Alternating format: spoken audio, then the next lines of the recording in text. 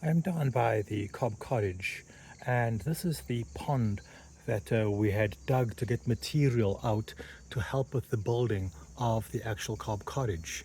And this was a natural spring. It was always water seeping out from this back part, and I wanted to know, where did this water go? Where did it come from? And so I decided then eventually, as we were building, to keep excavating to get material. And there's a lot of clay, a lot of sandstone, but mostly a lot of clay in here. And when I was finished, I was able to build this bench, this nice seating area.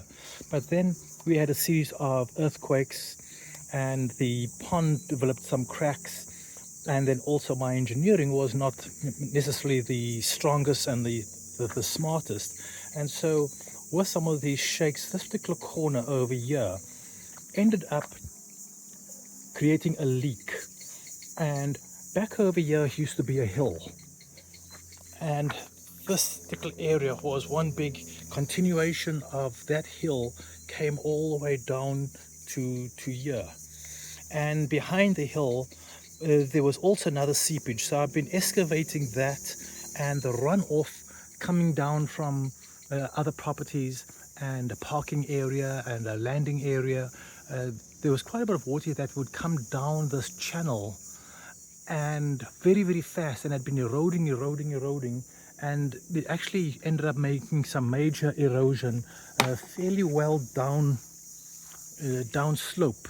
And now I've been able to plant all these bamboos in to stop that erosion. And I also planted some bamboos up in here, and then put a series of what I guess I call beaver dams upslope to slow down the force of the water coming into this area if we have a major rain event. But this space would fill with water, and mostly it was filling with water from just some real slow seepage of the spring. And I've decided to try and catch that water and to utilize that water. But the leak in this corner really was quite a challenge.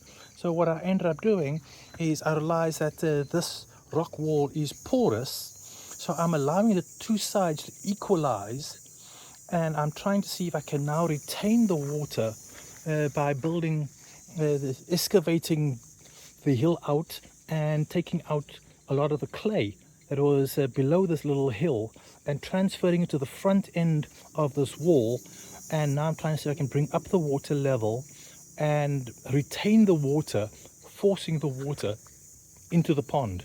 It's still going to leak, it's still going to seep water, which is fantastic for my downstream bamboos and all the gardens. That's really important to keep that irrigated as well. But it is being able to try and hold water as high as we can up the slope for as long as we can. That makes a huge difference.